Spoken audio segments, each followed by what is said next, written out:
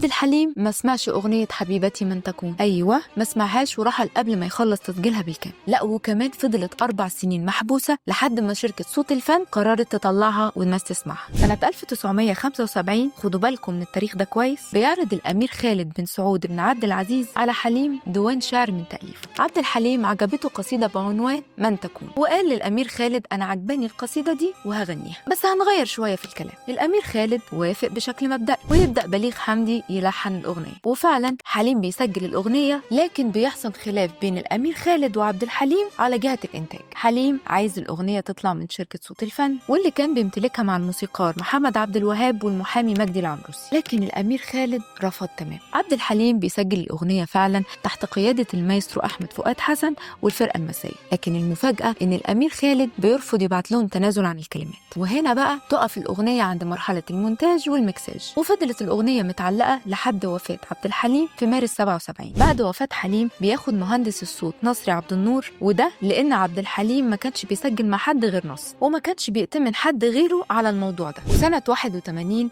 بيجي الأمير خالد على القاهرة وبيقابل مجدي العمروسي رئيس شركة صوت الفن وبيسأله عن الأغنية، فالعمروسي قال له الأغنية موجودة، فطلب منه الأمير خالد إنها تتذاع للناس وطلب إن يتم إنتاجها عن طريق شركة صوت الفن. بيحكي مجدي العمروسي إنه لما راح لنصر عبد النور يطلب منه أغنية حبيبتي من تكون، قال له إن التسجيل موجود في استوديو مصر ولازم موافقة رئيس مجلس إدارة الاستوديو، واللي بيوافق بشرط إن صوت الفن تساوي مديونياتها للاستوديو. وعلى عهدة مجدي العمروسي قال إنهم طلبوا منه 100,000 جنيه وكمان 20,000 جنيه تمن تسجيل الأغنية، فالشركة بتدفع 30,000 جنيه لاستوديو مصر وتقدر تسترد بيهم التسجيل الوحيد للأغنية. تمر 4 سنين من وفاة عبد الحليم و6 سنين من تسجيل أغنية حبيبتي من تكون، ويسمع مجدي العمروسي التسجيل الوحيد ليها وطلب من بليغ حمدي يعمل مقدمة موسيقية تليق بالأغنية، وأخيرا الأغنية بتشوف النور سنة 81. طبعا الأغنية لما طلعت حققت مبيعات ضخمة، أصل كان مين يصدق إن احنا نسمع أغنية جديدة للعندليب، لا وكمان بعد وفاته ب4 سنين الناس ساعتها حسوا إنهم لقوا كنز مخفي. حليم حبيب الملايين رجع يغني تاني، بس يا ترى مين حبيبة عبد الحليم اللي الرفاق بيسألوا عنها في الأغنية؟ لو عايزين تعرفوا قولوا لنا في الكومنتات.